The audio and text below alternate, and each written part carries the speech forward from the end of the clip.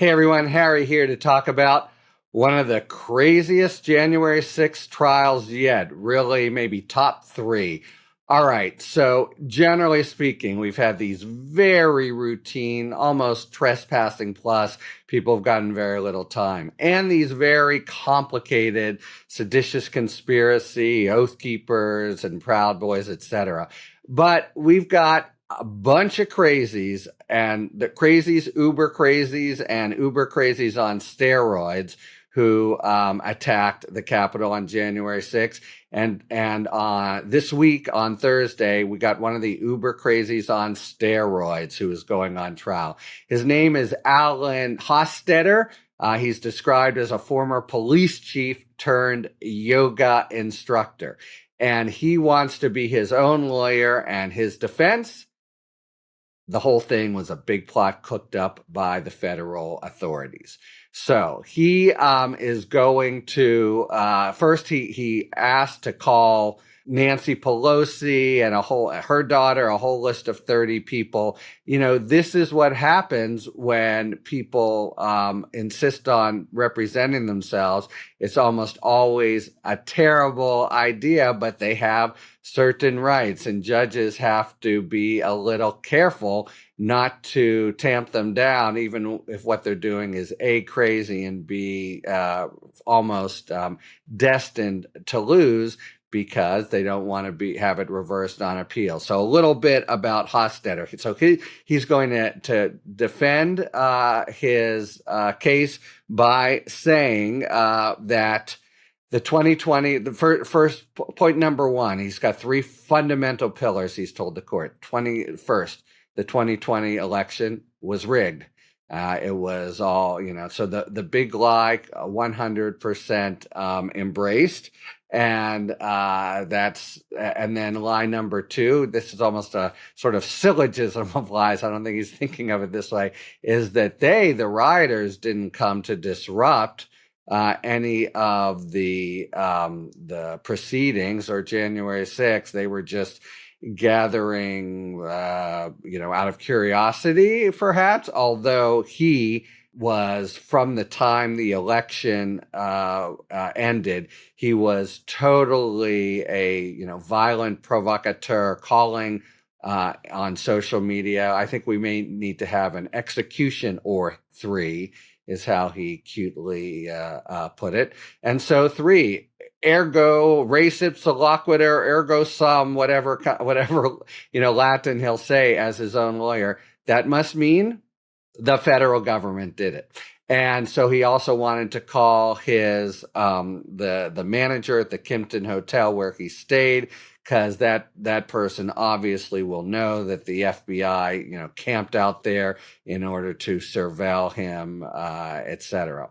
So it's going to be a circus atmosphere, and the prosecution has said, look, none of this has anything to do with the facts, and it isn't grounded.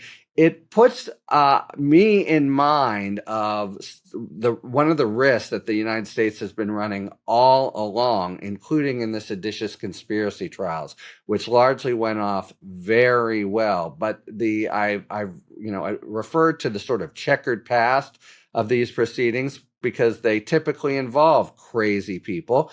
And in the past, the strategy has worked successfully. I, for the 8th time, commend to you Rachel Maddow's Tour de Force Ultra, where they just had crazy, stunt after crazy stunt, to the point where the trial took forever. And in a couple instances, after the judge died and such, the United States just threw in the towel. I'm sure they were bound and determined not to do it here. And that's largely a matter of really trying to get the judge to keep discipline. But it's a big wild card when you have a crazy conspiracy theorist representing himself. And that's what we're going to have on Thursday. Don't know now what witnesses he will call. because he did back away when the judge, Royce Lambert, said, you can't call the Speaker of the House, you can't call these different people, but he's still bound and determined to represent himself. Unfortunately for him, one of the people that he went to Washington with has agreed to plead guilty and testify against him, and his goose, I think, is pretty well cooked. But we'll see first a kind of the stress test applied to the justice system, and then second, hopefully a really vivid depiction of, because the big lie abides, including at the level of certain members of Congress and the public. And it's really, I think, just as some of the still pictures of the guy with the horns, etc., bring home, we're really talking about some crazy and violent, dangerous people.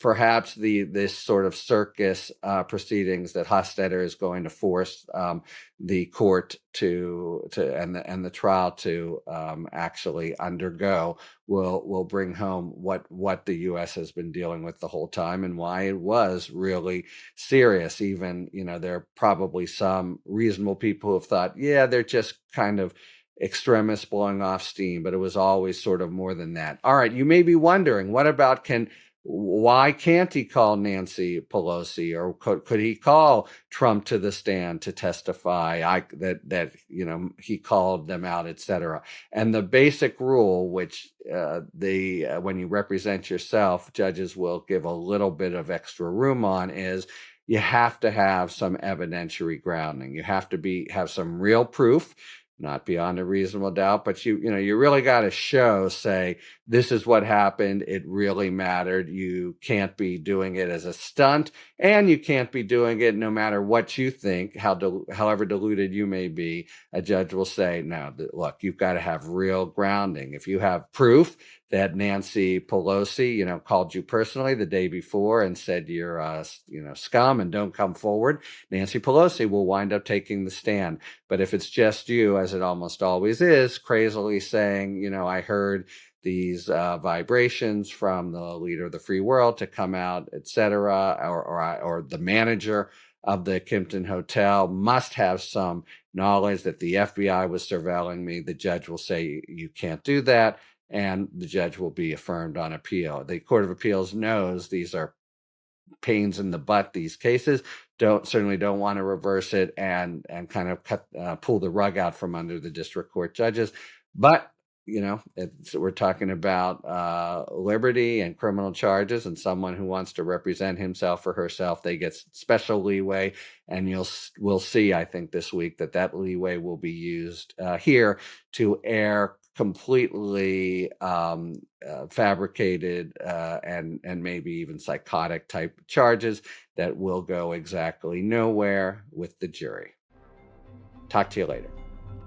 Thanks for tuning in. If you enjoyed this video and other Talking Feds content, please take a second to like and subscribe. Talk to you later.